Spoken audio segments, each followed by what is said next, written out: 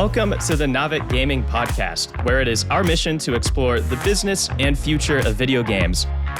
We bring together the industry's brightest builders, investors, and thinkers to keep a pulse on current events, dissect emerging trends in games, share lessons learned, and have a great time. This podcast is also part of Navic's growing ecosystem, which ranges from free and premium research to consulting and advisory services. For more information, visit www.navic.co. This episode is brought to you by Coda Payments. Game developers building their free-to-play monetization strategy have a daunting task when considering security, payment methods, user experience, and global expansion. I'm here today with Neil Davidson, Executive Chairman at Coda Payments. Neil, how has Coda Payments helped games teams drive greater success? We like to say we help mobile game developers think outside the app when it comes to monetization. That's because outside the app, they can collect payments from their players at half the cost or less of doing so through the app stores. Coda Shop is our global marketplace for game currency and in-game items, trusted by tens of millions of gamers around the world. And developers that want to accept payments outside the app on their own websites can use Coda Pay, which allows them to support hundreds of local payment methods globally with a single integration. Whether our partner leverages Coda Pay, Coda Shop, or any of our other solutions, we offer local market insights, provide live local language customer support, ensure tax compliance, and manage fraud risks. If your listeners are interested in retaining more of the revenue they generate, I hope they'll get in touch with us at Coda. Awesome. Thanks for sharing, Neil. And if you, our listener, are interested in learning more about how Coda Payments solutions can take your game to the next level, head to codapayments.com or check out the details in the show notes. And with that, let's dive into the weekly roundtable. Hello, everyone. Welcome to another Navic Roundtable. I'm your host, Devin Becker, and with me, I have great panelists as always.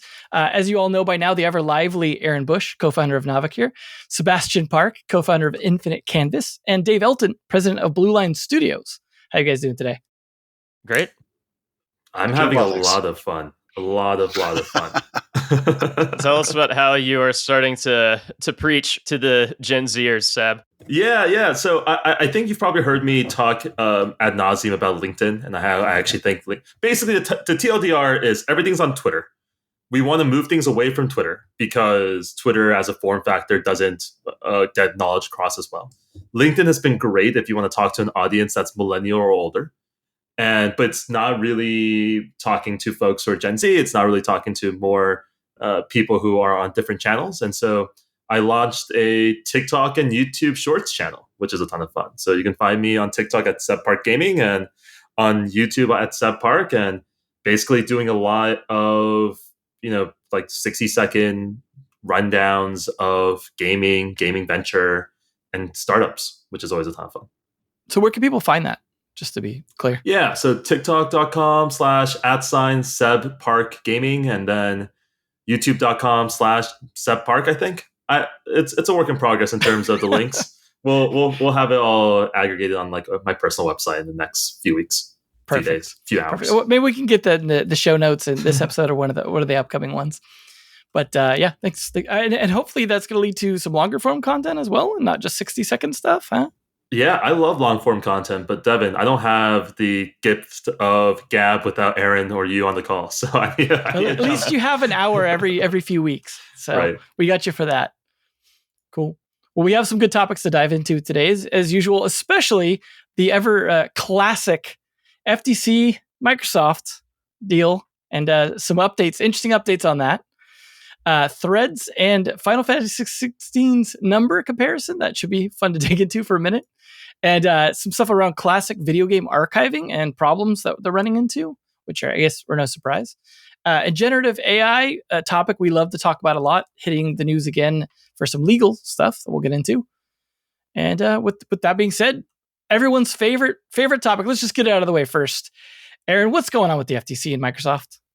The saga continues, but it finally looks to be coming to a close. So this past week, the judge that was presiding over the FTC versus Microsoft case decided to not uphold the FTC's block of the deal, ensuring that the deal can now go through in the US as soon as in the next few days. So technically, that's big news. Technically, the FTC can still appeal the decision, and Microsoft still needs to deal with the UK's CMA somehow. But FTC, them appealing would be pretty pointless since their case proved to be weak in court.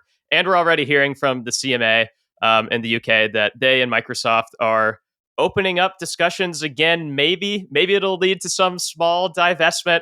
Maybe they'll still just be a pain in the ass, and Microsoft will close the deal anyways and deal with them later. I don't know. We'll see. We'll see what happens over the Atlantic and the UK in the next few days. Maybe there'll be an update before, in between we're talking now and when this episode goes live. That's likely too.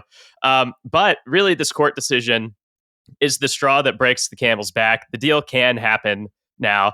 And Activision stock shot up much closer to the acquisition price as a result. So the market is, really viewing this as a done deal. So a couple quick reflections on this now that we are right around at the finish line, zooming out and then zooming in. So first is that this is a big blow to the FTC, but also not its first by a long shot. And so the current administration has, at least in my view, but I think it's a shared view with many, that there have been operating at least somewhat out of ideology that big is bad. And a lot of the weak arguments that they've been bringing to courts have been failing and quickly dismantling its reputation, especially, or at least of the commissioner, Lena Khan. So we'll keep an eye on the FTC, and, there might be some changes there. And the months and years ahead. We shall see. But second, despite the FTC's antics, the system actually worked in the end when a neutral court stepped in, and they looked at the evidence and made a final call. So that's good. Third, what's notable about this is that it might actually embolden and empower other companies to make M&A moves that they would have been hesitant to prior. And I think this is true in tech and media. But I think it might also be true in games because, after all, if Microsoft, the behemoth, and Activision, one of the largest publishers, are allowed to combine, then pretty much any other combination you can think of, it's hard to see there being too much in the way once this precedent is set. So my guess is that this in some roundabout way could actually lead to more thinking and diligence around larger M&A, especially as some of these like platforms think about their futures and think about exclusives at yet another level of scale, and think about just growing out and competing for the next era of console specifically, but potentially even beyond that too. So those are my quick reflections. And now that the deal is 95% done, maybe like 99% done, I think it's just time to raise different questions now. And the number one question I think we have to ask is specifically about Game Pass, but more broadly about subscriptions. And it's the question of whether large-scale subscription models will compete against the traditional a la carte model in a way that's net positive or net negative for both players, but especially the video game industry at large. And so I want to hear your thoughts, but to do this, maybe let's play a quick game. I just want to try something out, a little bull versus bear here. And so here's how it's going to work. Here's how it will work. We'll hold basically sideways thumbs up to the camera. And when I say 3, 2, 1, go, you'll give me a thumbs up if you're bullish on subscriptions being value additive to the games industry, a thumbs down if you think it will detract value, or if you honestly have no idea, you could still go with a thumb sideways. And then I'm just curious to see where everybody lands, and then we can maybe discuss that question a little bit. Does that make sense to everyone? Awesome. Thumbs up. All right. Well, let me see those sideways thumbs. So will the subscription model at scale be value additive or value detractive to the games industry over the next 3 years? And 3, 2, 1, go. Ooh, okay. So we're half and half here. For those on audio that aren't seeing the YouTube video here, me and Devin went thumbs down, and Seb and Dave were a sideways, don't know, TBD. Maybe maybe Devin, I'll start with you since it's more of a firmer opinion to take a bigger thumbs down or up stance. Why do you think it'll be value detractive? And then we'll hear from Seb and Dave on why they still got some questions. Yeah. First off, I want to say it was a very reluctant thumbs down in that I don't want it to be true, because I actually am a huge fan of subscription gaming. I've been using stuff since it was like Tap Game or so, on Tap, so like those kind of subscription gamings that have been around for a long time, and GameFly and everything else. I'm a huge consumer of these products, so like I'm someone who's been using them as far as I know, as long as they've existed, at least digitally, like online. And so it makes me sad to say that unfortunately, I think they skew game development too much towards the wrong things. Where I've even seen like Apple Arcade games come out of that sort of thing, where they go from being on Apple Arcade to coming out, and like they don't know how to transition properly. Like they didn't have the same like design constraints that you need for designing a game for the real world business wise, and all those sorts of problems that you need to work around. And you don't have the same like audience feedback in the terms of like purchases and stuff like that to see what really works. So I think it skews design so much that if it becomes too big, it's a thumbs down. If it's a smaller thing and like doesn't affect doesn't become a malignant tumor, then I think, yeah, okay, it could be a sideways thumb. And so that's my big problem, is that it just changes game incentives for design and business just too much to not be potentially a negative. Right. Dave, I'm curious, what was with your sideways view? What are your questions or holdups still? Well, as both a consumer and someone who's made content for subscription services, I think I can probably speak to a few different angles here. I personally love my Xbox Game Pass, being able to try out a wide variety of games, try games that I most likely wouldn't be, plopping down on the counter a huge amount of money to actually play. So it's an opportunity for me and my family to try a whole bunch of different games that I don't think we normally would, just because of the availability.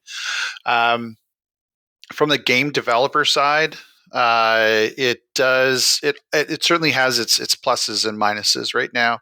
I very much enjoyed working with the partners in terms of the subscription games that I've worked on. And there's some great ecosystems there, but you have the plus as a developer in that you are going to be receiving some money for what you've done. It's not like you are putting a whole bunch of your own money into a game, throwing it out there in a free-to-play environment, crossing your fingers that you're going to get some revenue back. You know that you are at the very least going to be, you're in net out zero. You're going to be able to pay your bills in terms of generating that game. The downside, however, is that you never have that opportunity of, if you create like the best game, the game that everyone loves, everyone's playing, everyone's super much enjoying, the likelihood that you'll be able to participate in the upside of that, unfortunately, is not really there. There is, I think, a lot of pluses in terms of having that visibility, regardless if it's Apple Arcade, Netflix, Xbox Game Pass, or any other subscription service. And some companies have said that they've seen the knock-on effects of having better sales because of having that visibility. In some ways, it's free marketing being part of that. But there's always the question of, if going onto one of those subscription services, have you limited what your potential is for the game that you've spent so much time lovingly crafted for the consumers? So as a consumer, I absolutely love it. As part of the video games business, it's certainly got its pluses and minuses. Sebastian, it's your ears. Yeah, so one of the things that is unrelated is that I suffered a concussion like a month ago, and the thing that really sucked during that recovery period, which I'm still going through, is you couldn't keep multiple thoughts in your head at the same time. It was just major header, and so that sucked. Whereas now, I feel the recovery because I can keep multiple thoughts. One thing that I'll start by saying is that I probably should have done this. I should have done both, as opposed to not knowing. I think it's definitely not an uncertainty, right? To take it from the top, I don't disagree with the FTC's approach of trying to break up big companies. I think that's really important. A lot of the things that Dave is hitting on right there in terms of how does this affect the independent studios, how does this affect people creating things, is a function of monopolistic action. It's a function of people being too large to scale. I didn't believe in the merits of the Activision Microsoft case. We've talked extensively about it. Like, it's entertainment as a core seems really hard to have plurality or anything that looks like a supermajority such that you would want to break it up. Now, there is an argument from the FTC side that that shouldn't be our bar. That it used to be like 100 years ago, our bar was like 10%, 20%, 30%. Was a freaking lot. We should start breaking it up then, and especially as we're starting to see more scaling. And that's especially as we're starting to see more integration. I agree that one would hope that the FTC would become better and would start breaking these things up. With regards to subscriptions in particular, I think, Devin, your point is super interesting, which is that, some of these subscription games suck.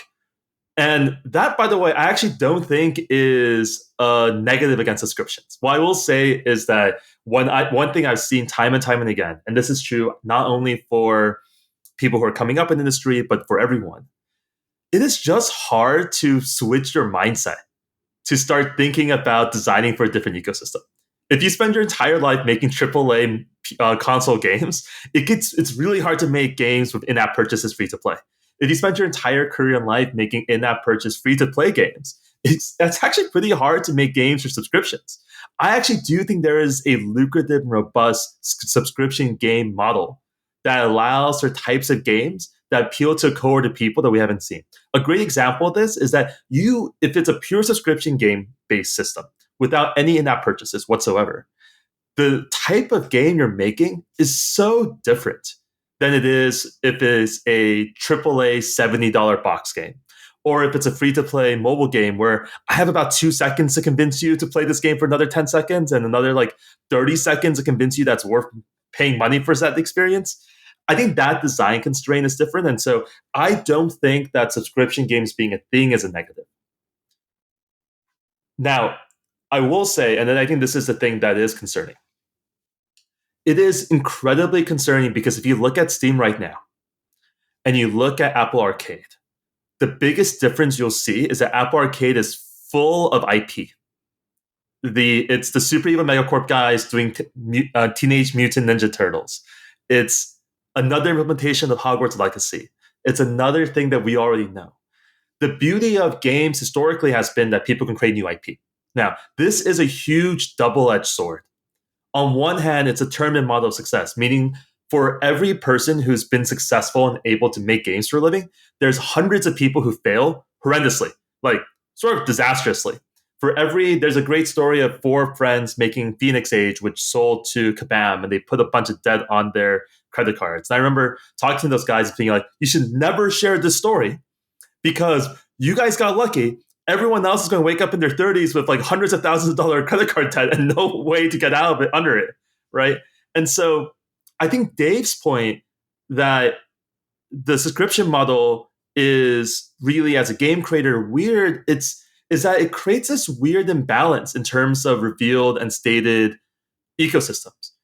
I think everyone is a revealed person saying that they wanted the gaming industry to be sustainable, no crunch, 9-to-5 business that allows people to produce art. But the reality of it is that the game industry is not geared that way. It's geared towards making hits because we're a hits-driven entertainment industry. I don't think that's going to change. I don't think it should change in a lot of ways. And if that's the case, that inherently means that models where monopolistic action happens, where people have to be subservient to a subscription system by like a megalith, is one that removes that upside. And so you have all the downside of being a musician, basically, without any of the upside of the tail upside of becoming like Foo Fighters. That is a bad EV equation. And often when you have bad EV equations, it tends to effectively take advantage of people who love the art and craft for the art and craft. I want to throw one twist in real quick, too, before you jump back in, Aaron. And that's the cloud gaming factor, which is that when you're talking about being able to try all these different games and stuff like that, imagine if when you went on Netflix, every time you wanted to watch a new show, you had to download the entire new show or movie before you could start watching it. That's what it's like when it's all like download based. And like Microsoft leaning into the cloud side as well, I think is an important factor in these discussions around subscription-based services, because you saw even like Google like realizing with free-to-play stuff on mobile that like they started pushing towards that like instant play stuff and trying to make it like as accessible as possible. Facebook tried to do the same thing. Like people realize like the speed of trying these things out, that sort of like still having that sort of 2 seconds to hook you sort of thing you mentioned, Sebastian, is like that's still a factor in these. When you're flipping channels essentially between these games, if it takes 20 minutes to download each one of those to flip between them, like your tolerance for bad games is going to be pretty different. I think that factors in. I realize I didn't say any original points. So here's my actual original points on this topic, Aaron, which is really straightforward. It doesn't matter what we think in terms of what's happening. It's clear just from looking at the world that this like a lot of upcoming technology is like the MPAA. It's very much like music. The days of $90 CD record sales where we sent 20 million albums because we're Backstreet Boys is almost certainly coming to an end.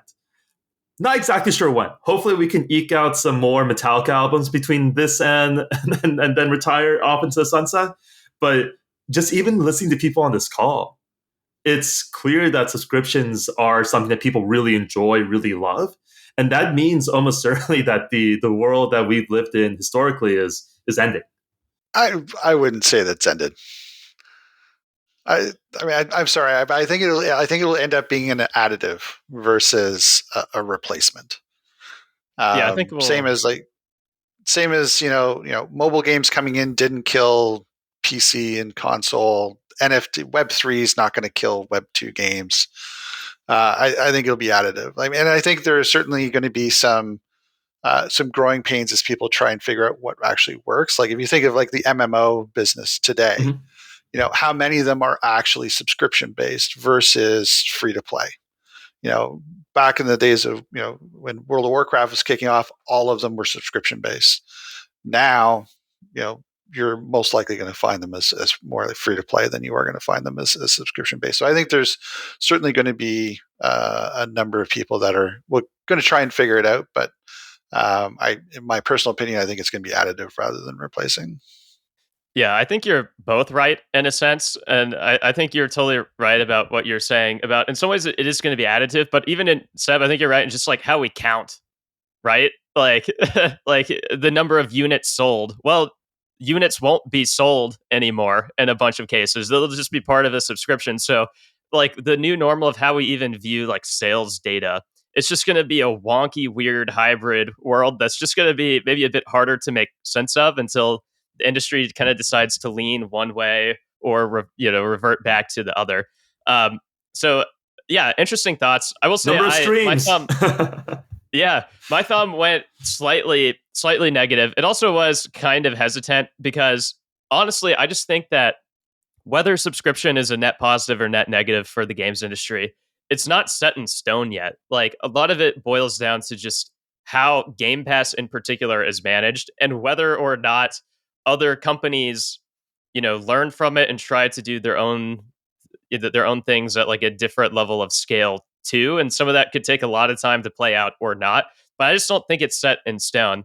And just sort of as an analogy, I know there's a million differences between the video streaming market and the video game market, but I think it still is worth looking at how the economics of video changed when online subscriptions took over.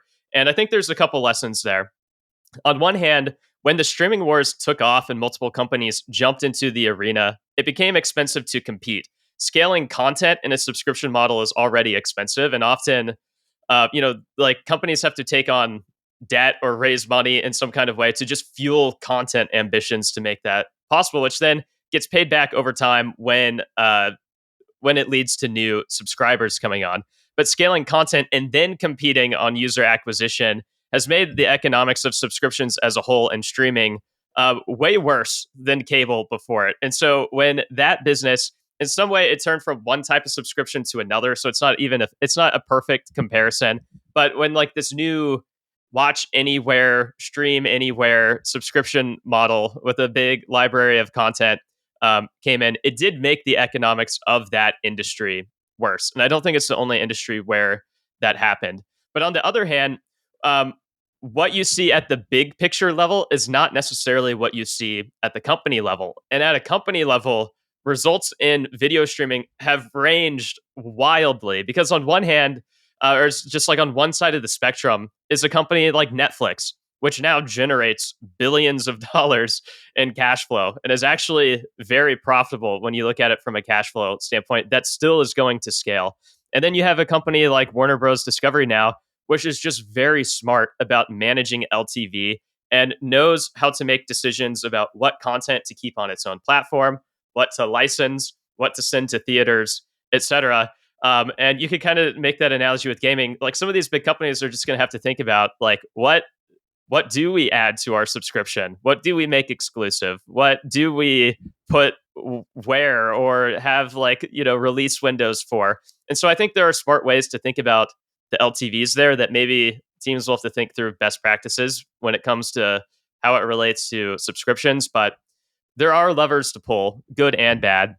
And then on the other side of the spectrum are projects like Peacock and Paramount Plus that just don't have profits in sight anywhere and don't seem to have an eye on their burn rates at all, and are going to have to like make really hard decisions or merge together somehow, and that's going to continue to change the face of like the video streaming market. And so whether it's a win for whether the subscription model is a win for a specific company is honestly just up to their judgment and execution. It's about whether they can cost effectively produce hits that spark conversion, whether they have the right library of hits, of long tail content, of whatever in between to maintain engagement of that audience and maintain, and hopefully increase retention rates.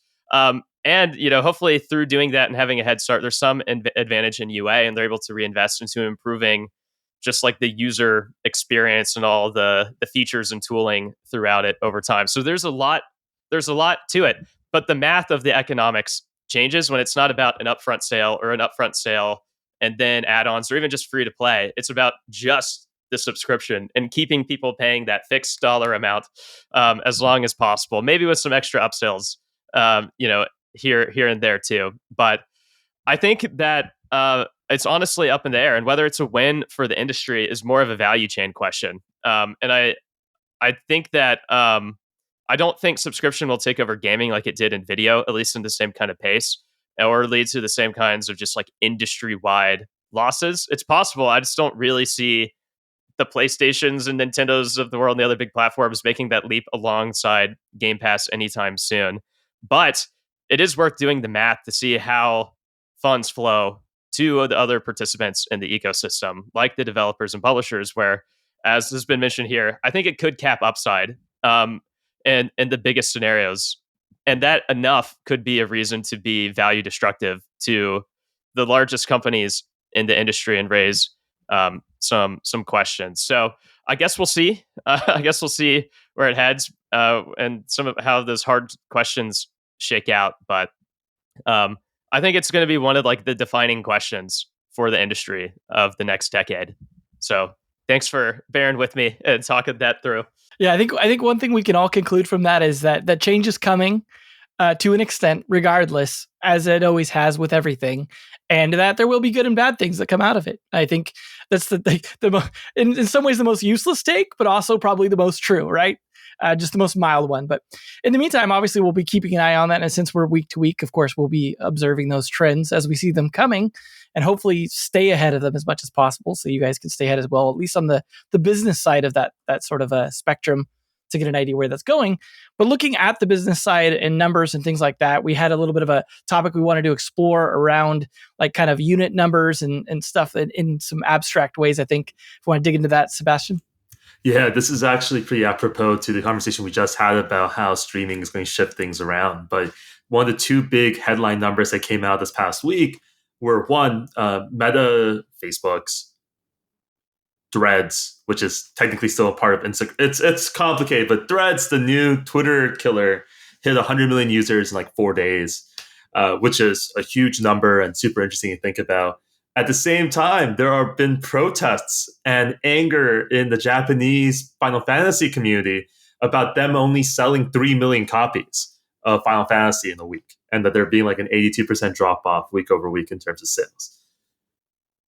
It is so mind-boggling how we come to this, in part because, for the most part, what you should know is that a priority to everything, we all have different metrics for success depending on what we do for a living and what type of game or what type of product we're putting out. I have a good friend who works on a tech platform, a B2B tech platform that's built on top of Snowflake, and they have like 100 customers. If I only had 100 customers for any of our games, that's just a failing game. The flip side is 3 million copies of Final Fantasy XVI at $70 a pop. Like Devin, Aaron, Dave, how many PS5s have been sold? I actually don't know. Like, that seems like a large percentage of every PlayStation 5 user, as far as I can tell. Like, people don't have a really good idea of how to judge the numbers in comparison.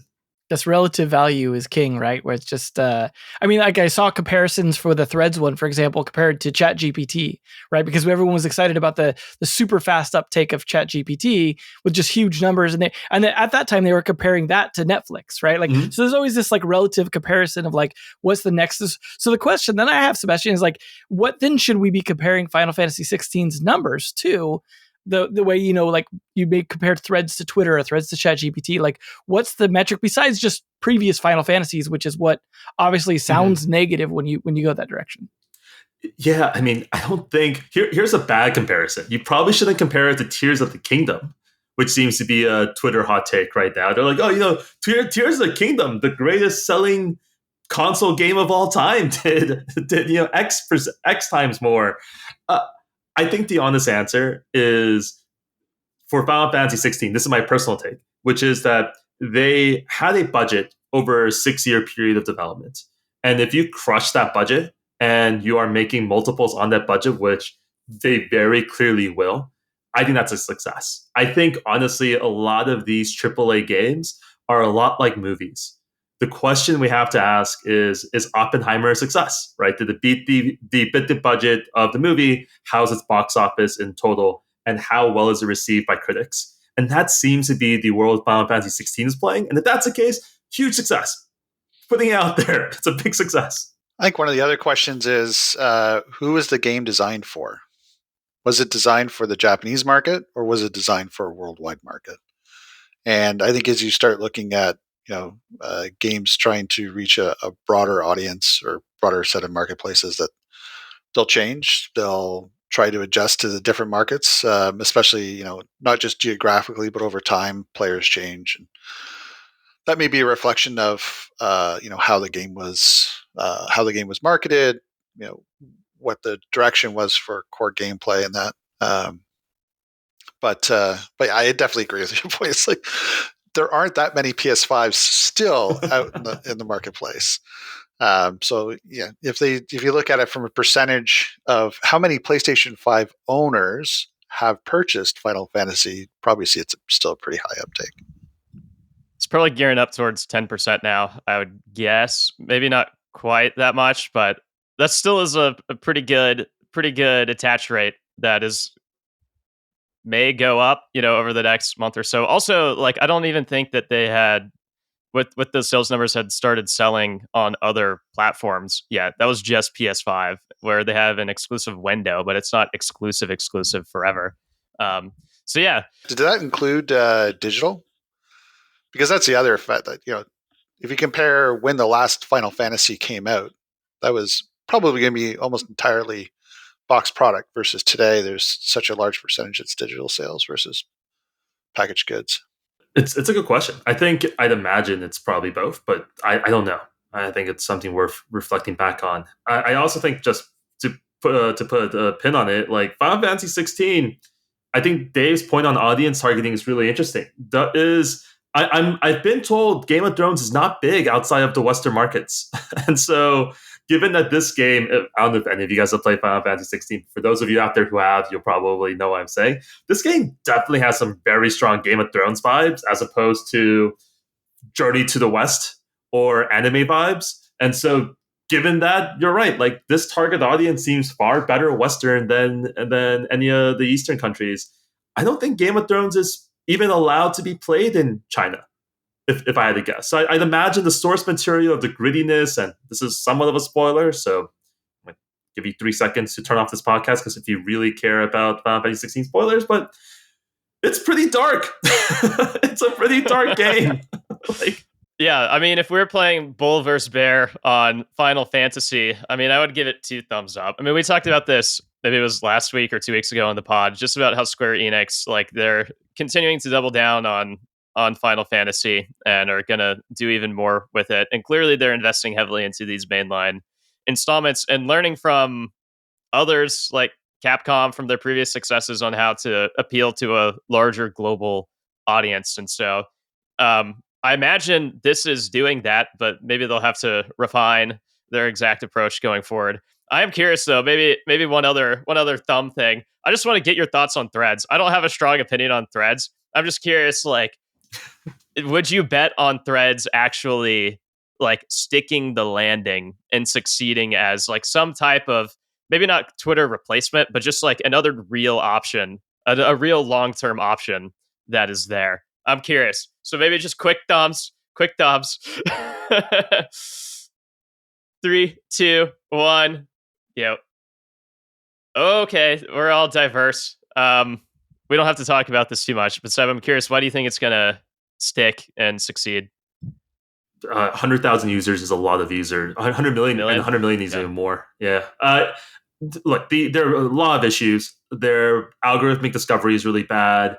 It's unclear if that's the audience that wants it. I had a long discussion this morning with some friends and colleagues about whether Threads is even a platform. Instagram in particular seems to be pretty abhorrent to gaming and doesn't seem to be suited towards it. Threads probably is in the same cohort as a guess some people have. We'll see what happens. I think the biggest thing is that 100 million users is a lot of users, and that's a weekend. Let's see where they start capping out. Because if they start capping out a few hundred million, suddenly it's becomes an elephant in the room where they have enough momentum that we should acknowledge its ability to succeed in some way at some point in time. I give it a thumbs middle because I think, yes, it's had great success so far, but I am really curious to see what happens with it. And I think a lot of the success was just the ease of sign up, the friction. I'm so frictionless based on the fact that it's just attached to your Instagram account.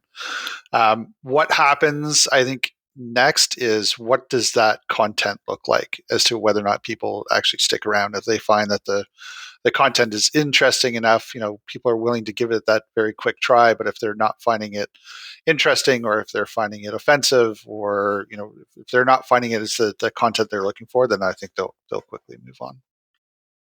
And it just needs to be differentiated. That's probably more why I lean thumbs down. I just don't think it's special or unique. And we'll see. Maybe they'll change it. Also, I have never used Instagram. I've just never cared. And so I'm all right, well, this is awkward. But anyways, it's all kind of a side tangent. Does it need to be differentiated? Does it so that's actually an interesting question, right? Because this is the biggest pushback against Final Fantasy 16 is that it's super differentiated versus its previous turn-based mechanics, as opposed to this real-time RPG type of mechanic. I would make the argument it doesn't need to be differentiated. It could literally just be slightly worse than Twitter, and people may want to use it just because from the novelty of it all. I don't know. I think longer term, I do think it matters. It only wouldn't matter if it's tapping into a new audience that Twitter hasn't really gotten, in the same way that Instagram copied stories from Snap, and Snap was fine, but Instagram still benefited from that feature. But this isn't a feature. It's not a new feature. It really is a new product. So I don't know. I'm a bit more hesitant. It's not very often that these types of platforms really stick. But yeah, the distribution is incredible. Anyways, interesting discussion. Didn't mean to go total tangent on Threads, but moving on. Your own thread, as it were. Yes. Yeah, it's it'll be interesting to see where it goes. Twitter actually took quite a while to really catch on in the first place. People kind of forget that there was quite a few years where no one knew what Twitter was, no one cared.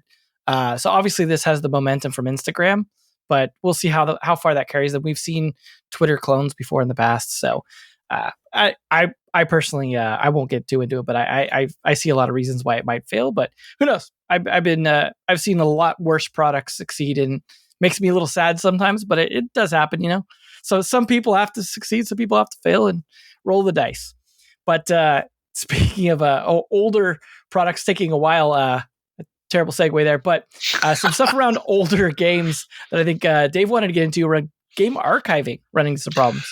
Yeah, so there was a report on gamesindustry.biz that the Video Game History Foundation revealed that about 87% of classic video games are unattainable by players. Now, for those that are wondering what does classic actually mean, in this particular case, it's games made before 2010.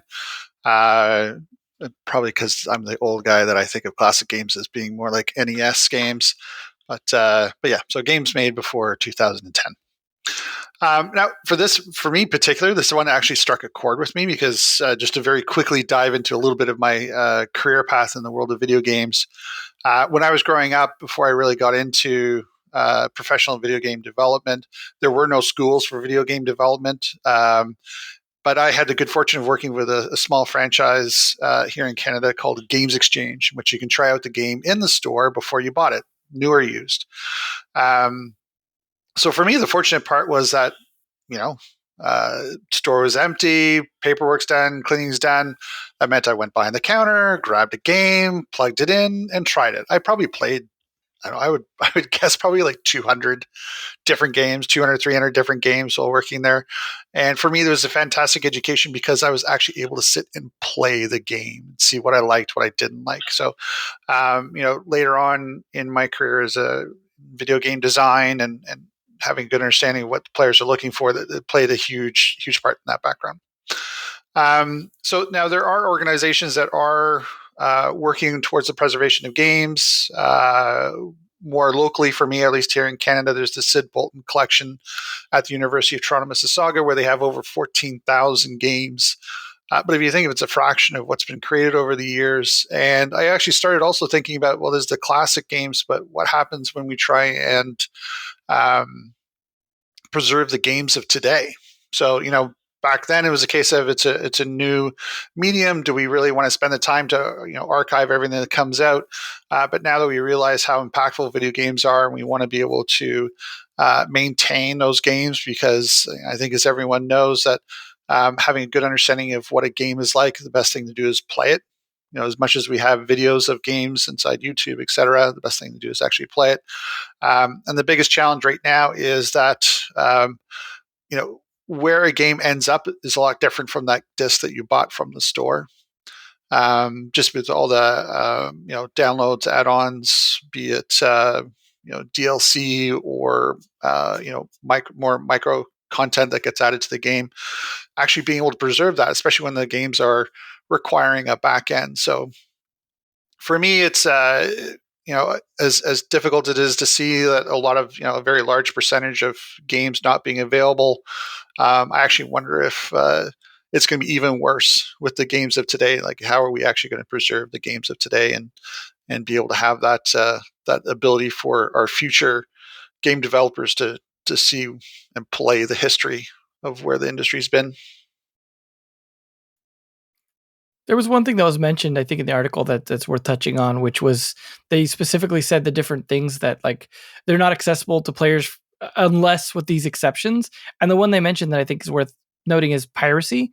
And so, like, I personally think a lot of this, when it comes to like pre-2010, but maybe not as much in modern games, isn't so much a physical thing or a technological thing. It's mostly a legal thing. If you just allowed the piracy, like, actually most of these games are preserved. And like even MMOs, like I could still play Star Wars Galaxy today, like on a server emulator. I can still play Ultima Online today. Now, legally, probably not, right? And that's, I think, it's worth noting, like, is a footnote that a lot of this is actually a legal problem, somewhat more than a technological problem.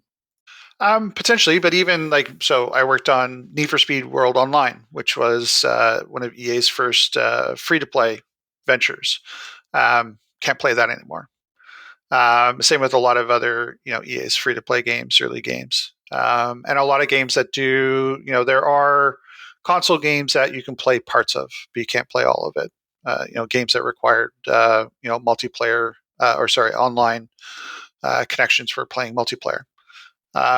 So I agree that there are some games, but I think for every Star Wars Galaxy that you can continue to play today, there are probably, tens, dozens, hundreds of Need for Speed World Onlines that you can't play anymore.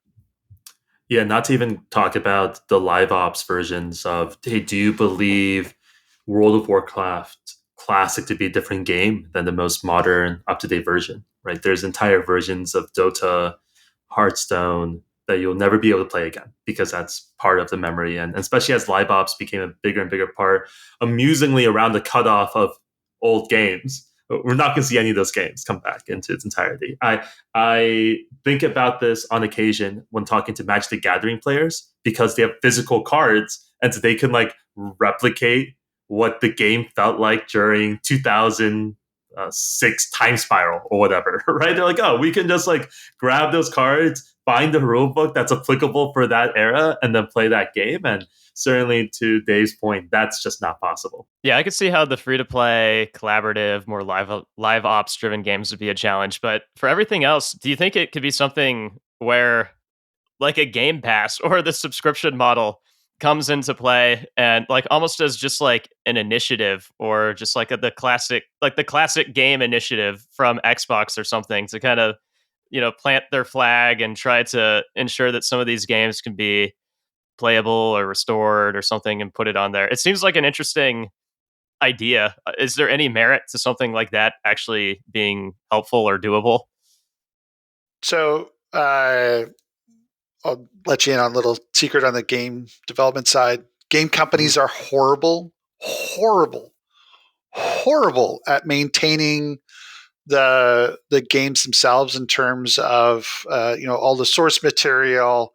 If you ever ask a game team, can we please have all of our art resources in one particular place, you will get, well, Bob's got such and such on his local machine, so we don't know where he is. Samantha's got the following things, and she's now working on a different team, and we think that her computer then got possessed by her original team. Like, that material is just everywhere. So trying to actually have that ability to properly archive games is really challenging unless the game teams themselves also play a part in stepping in that. If you think of being able to maintain film or books, it's a lot easier to do that. Go to the U.S. Library of the Congress Library. It's an American thing. I don't remember exactly how it is, but there's a book of everything, pretty much a book, all the books there, right? Well, it's pretty easy to store a book because you don't have to recompile the book for a different platform when something else comes out. But in games, it's just that much more difficult. So I really do hope that we can get there. But it's going to require a lot of work by a lot of people. Well, that's why I think the legal angle is important to observe, in the sense that like there are a lot of dedicated fans out there to a lot of games, even obscure ones, that are willing to like dig up those source files, that are willing to like recreate that old content to the best of their ability, that are willing to build server emulators for online games. And a lot of them will get cease and desists, especially if it happens to be, say, a Star Wars game, right? Some of these companies are overly aggressive. And I think if there was a carve out of some kind to say, like for example, there's some games you could play on Internet Archive, right? If there was a carve out to say like, hey, you can only play these games, like people are allowed to do these emulations, et cetera, but the only venue in which you could play it is this digital Library of Congress online, where like we're going to safeguard the venue so people can't do this at home or whatever, like outside of that. As a carve out. And like that's I feel like the compromise to say like Internet Archive technically is pirating the whole internet, right? Because it's making copies of all these websites from all the different eras. But it's, if we don't legally allow some exception for fans to be able to fix the issue. And licensing does come into a big part of that. And it may not be as simple as I have the Star Wars license. It could be something as small as, well, my license for this one particular song ran out that I use inside the game, and therefore I can't sell it either. I have to figure out how to take that song out, or I can't sell it anymore.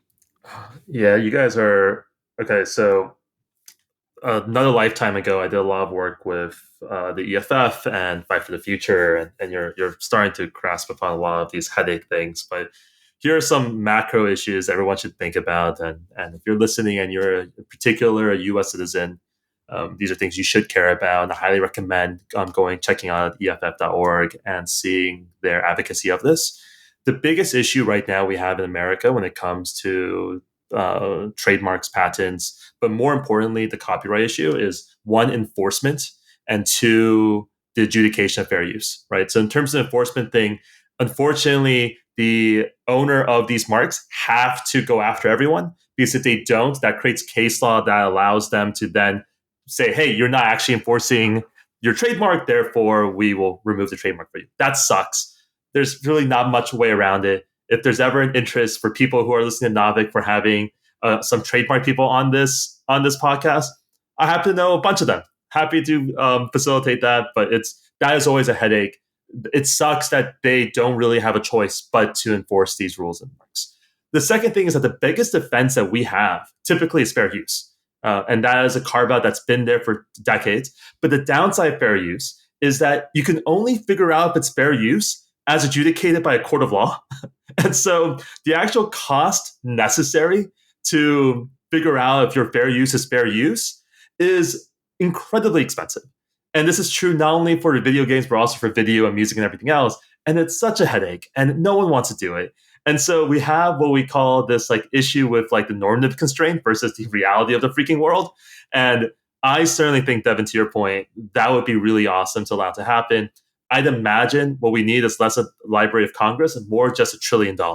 If someone out there is a multi-billionaire, a little bit like what the South Park guys are doing with Casa Bonita in Denver, where it's this awesome hobby project. If there's some wealthy individual out there, instead of building a rocket ship that takes us to space, we have enough of those people.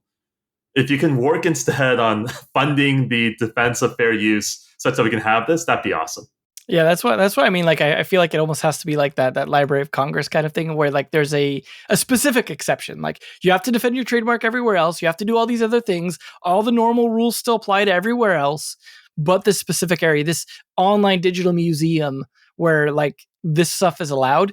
And that feels like the only way you could kind of box it in to make some kind of legal exception, because as you said, it's such a huge thorny issue. If you got to machete away all these things, best you could get is a little tiny clearing, right? And that's what I guess we can hope for. And until then, I guess we all just have to pirate games and then we don't talk about it, I guess, when they're old enough that we can't buy them, right? Naavik is not saying to pirate games. No, to anyone who's listening.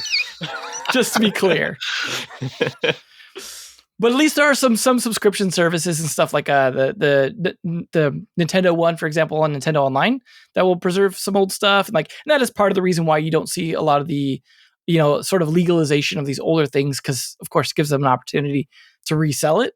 But unfortunately, even sometimes when they resell it, it doesn't work the same as it used to. I specifically bought the Command & Conquer Remastered because I'm one of the few fans of Command & Conquer 4. And I load it up and I'm cool, I could play this again. It looks like it's all working. And I can't play it at all. It just won't work because the servers are dead. And they still sold me the game. No problem. Yeah, go ahead, please buy it. But good luck playing it, in any form other than versus AI. Even though in theory it has just normal matchmaking LAN mode. I could see my friend, we could friend each other, just can't play together. So those kinds of situations, unfortunately, I think are going to kind of crop up. Unless, again, people are allowed to fix them for the companies. Because as Dave said, the companies are notoriously bad. And I watched the whole documentary on the Command & Conquer remasters and the amount of work they had to do just to dig up all those kinds of files and things. Exactly what Dave was saying. It was a massive undertaking just to recreate those, what you'd think, they just pull it off a shelf, right? And just put it back on the EA store, right? No, it doesn't. Sadly, does not work like that. And even the amount of work I imagine that goes into Nintendo re-releasing their stuff, the retro games on, they even did on the Wii store and the Wii U store, and now they're doing on the Nintendo store. That's still I imagine a bit of work, even if sometimes they're kind of shoehorning an emulator and a ROM in there. Still requires some work to do that. So, unfortunately, I think a bit of a sticky topic, but I think one worth discussing, just maybe not on a less legally minded podcast, I suppose. But anyways, we did have another legal issue though that we want to discuss quickly as well, which was around more problems with generative AI. Who would have thought that that maybe it's causing some legal headaches? That it is. So has come out that Sarah Silverman, along with two authors, Christopher Golden and Richard Kadri, are suing ChatGPT developer OpenAI and as well as Meta because they're using their material in their training data. And these aren't the first lawsuits coming about. We've got Getty Images suing Stable Diffusion for their use of images inside their training models. But we're now getting to the point where, there are serious questions about the data sets that people are using inside inside the training models. And as we start covering in, both visual, written copyright, we'll be getting to audio shortly, I'm sure, with performers, already, talking about, well, people are creating versions of what I'm saying without me actually saying them. So we very much prefer they didn't get to that point. We're now getting into a range where it becomes very dangerous for developers who want to stay on the right side of the legal world in terms of what they're using. So I think we've gotten to the point now where those that work inside real money are very familiar with the term KYC, or know your customer or consumer, or a variation of that. I'm suggesting that developers now work with a variation of that, which is KYDS, which is know your data set. If you're working with generative AI data sets that have the potential for including materials that are copywritten and are not able to, you're not able to verify that you have the rights to use them, you are potentially running into some challenges. Already Steam has said that they're not going to accept games that where the developers aren't able to verify what the data sources are for their data sets. It's not that they're saying you can't use generative AI or any sort of other variation of generated content. It just has to be inside a verified data set. So starting to see this now, as well as where companies are promoting their generative AI products. Unity has stated that they own the data sets they use for their own particular generative AI products, but they aren't necessarily showing exactly what it is that they're pulling from. Adobe Gingerbread, they've outright stated that they 100% own all of the content inside the database that they use for their training. So, as we start getting to the point of if teams need to know exactly what their data sets are and that they have 100% rights to it, the question that starts coming up in my head is that will generative AI end up being the thing that allows small companies to create content to the same level as large companies? And the reason why I'm asking that question is that if you think of needing to create that generative data or that data set before using AI on it, what does that cost? What is the time requirement in order to create that artwork? And if you think about the teams that have the head start in terms of having that wealth of material, it's actually the companies that have very large franchises already in place. So if you think of Activision, Call of Duty, if they want to unleash generative AI and creating a whole bunch of new content, well, they've got a very large data set already to play with. If someone is starting to create a brand new game, they're going to have to create, they potentially have to create their own data set before they can start working with the AI tool sets to be able to create the new content. So, with those in mind, the potential for time or for cost for smaller teams required, is it going to be a case of the larger teams are going to be able to use generative AI to set very, very high benchmarks or just have content, huge content fortresses in terms of the size of the games, or will they make it cheaper and then be able to compete against smaller teams? And I think that's actually a question that I have for the panel. If we are getting to the point where it becomes that much more restrictive in usage, who is it really going to benefit?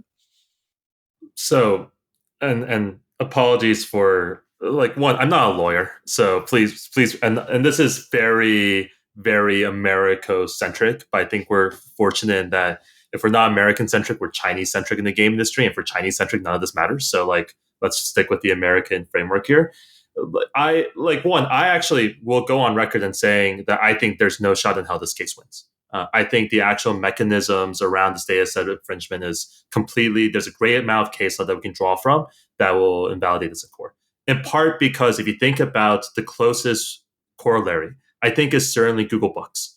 And if you think about the case law that came out in about 10, 15, maybe 10, not that one, but like the Authors Guild versus Google. For those of you who don't know, basically Google went and digitized all of the books that they could find and kept doing so. And the Authors Guild was like, hey, this is an infringing use of our work. It went up the appeal process. In summary, it concluded two main things. One, that even though they weren't authorized and had no rights to digitize the copyright protected works and create a new functionality on top of it and display snippets from that work, all of these things were non-infringing fair use. Not to use fair use all over again, but the transformative nature of that information.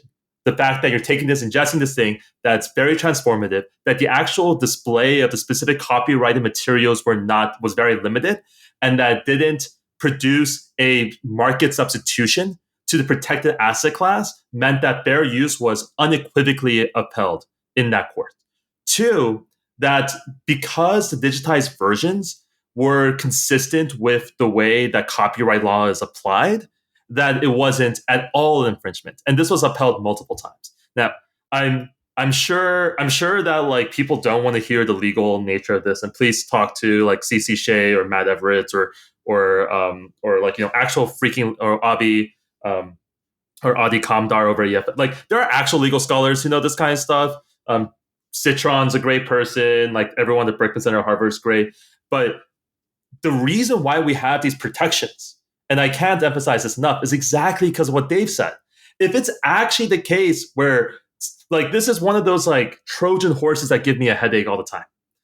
If it's actually the case that we protect the quote unquote authors in this case, Dave's outcome is the reality. That in protecting Sarah, like whoever the authors are, we end up disenfranchising the ability for new and smaller companies and people who are doing some innovative things to create really cool content. And that is the downside. Now, what's amusing as a result of this is that you always take beloved children's authors or beloved musicians as your Trojan horse. This is like the 101 case law example. You take them as your Trojan horse, you get public appeal behind them. But in reality, the implication of some of this application, I think, is going to be massively negative. And I just like don't think there's a chance in hell it's going to succeed. I actually kind of agree. Honestly, my take is just I wish people would chill. Like, just calm down. Like, can we have something nice for a moment and just like enjoy progress? 5 minutes. For 5 minutes, please, before lawyers get involved. Thank you. That's my lead in. But I think I agree with what Seb is saying. I doubt these cases will win. It is interesting. Like something like OpenAI, it really is like one of the largest ask for forgiveness, not permission, examples in modern business history. And they're probably going to pull it off. And not just them, but a bunch of the other like leading AI companies. So even if there are like new legal stipulations that get put into place and rules that are established that limit what those models can do, those models are soon, even if they have to be tweaked, still going to be legally usable. And two, companies like OpenAI are positioning themselves to help establish like the legal framework, since they're like just now in the discussion with governments, et cetera. So it'll be interesting to see how that shakes up. I think the question now is just, in the meantime, while we wait for clarity, what do you as a business, where do you fall from ask for forgiveness to ask for permission? And I think it's just going to be a different answer for different companies. And again, I'm not a lawyer, and most lawyers would just probably tell you to do the most conservative thing. But I think it's just clear that larger companies have more to lose, whereas smaller companies maybe don't. But also, like, it depends on your position as a type of company, right? Like, if you're creating tools, and maybe not games, like if you're waiting for permission, you're probably not going to win. and someone else is going to build the brand, build the market share in your place. And as a game, like, you know how to make games the old way. You can kind of toe the line and figure out how you want to approach it, and that's okay. But honestly, my take on some of this is that, like, with Valve, for example, I think they overstepped. Like, I don't think it's their position to say, like, hey, we should accept games or not that use generative AI where the teams do or don't own the underlying data, because one, it's not actually legally established yet.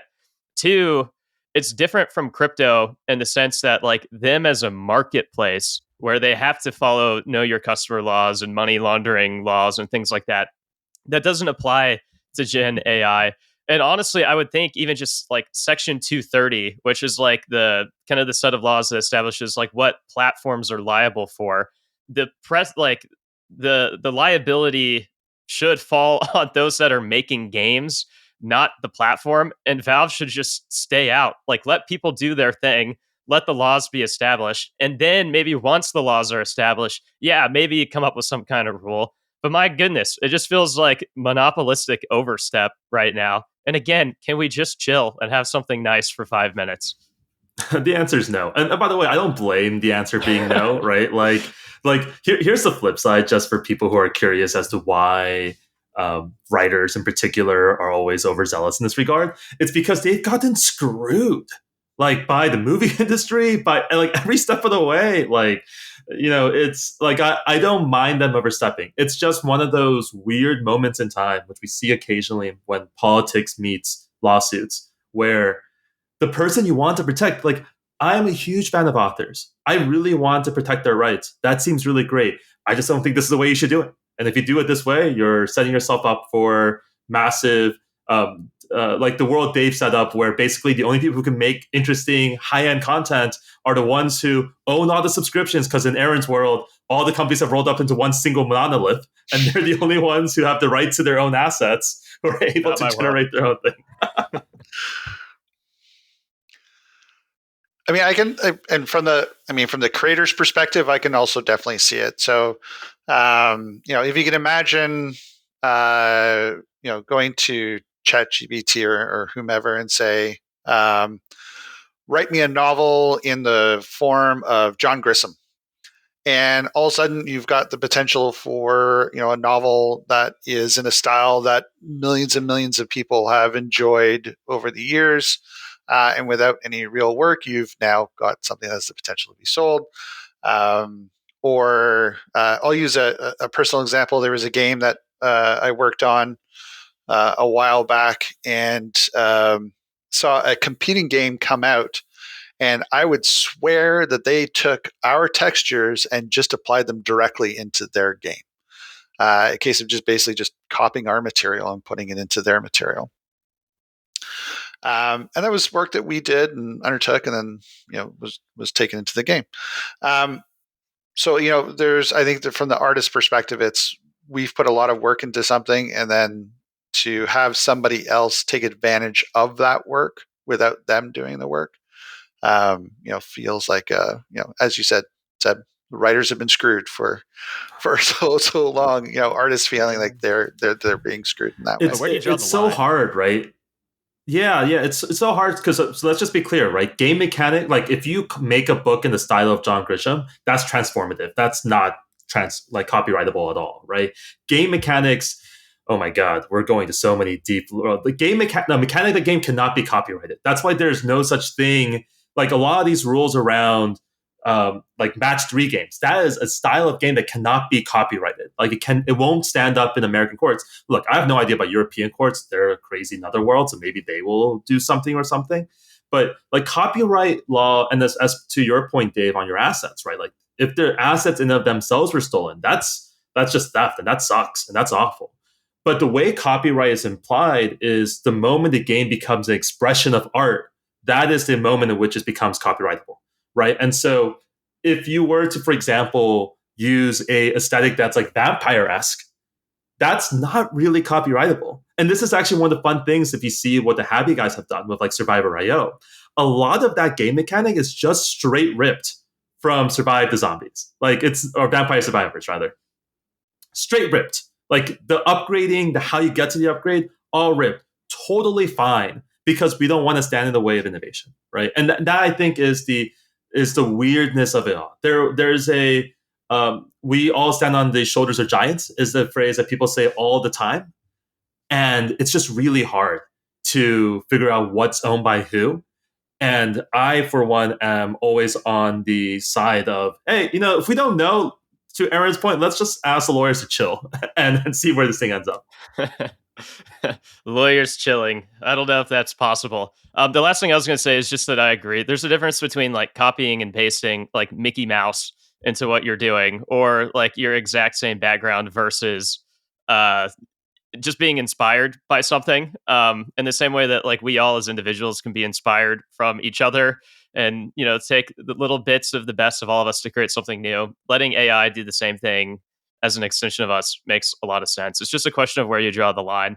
Anyways, this is interesting. As we've said several times, we're not lawyers. If you actually would be interested in maybe hearing from lawyers or someone who actually knows more about what they're talking about, and you've made it this far into the podcast, just leave us a comment and let us know, and maybe we can figure out how to orchestrate something. I could see how that could be of interest to a lot of people, but just let us know. Cool. Well, of course, let us know at podcast@naavik.co. If you want to email, of course, as well, for any feedback or comments. One last smoke bomb I want to throw before we peace out is a clarification on the lawsuit over the AI as well. It was specifically because it was able to generate book summaries. So I guess in this way, the authors are kind of admitting that the summaries are probably better than just buying the book, and people will read that and go, "Nah, I'm good," and pass on it. So maybe they're just admitting their quality is not that great. I don't know. Just throwing that out there. But anyways, I want to thank, of course, our panelists as always. I look forward to, of course, seeing everyone here again, as always, with each of these episodes. And of course, you, the listener, as well, for sticking around through all the legal talk. Again, make sure to let us know if you'd like to hear more of it, because it is obviously something that affects everyone all the time, whether you like it or not, to an extent, right? So good stuff to dig into. But thanks again for tuning in. And of course, we will see you all next week, and have a great weekend until then. If you enjoyed today's episode, whether on YouTube or your favorite podcast app, make sure to like, subscribe, comment, or give a 5-star review. And if you want to reach out or provide feedback, shoot us a note at podcast@naavik.co or find us on Twitter and LinkedIn. Plus, if you want to learn more about what Naavik has to offer, make sure to check out our website, www.naavik.co.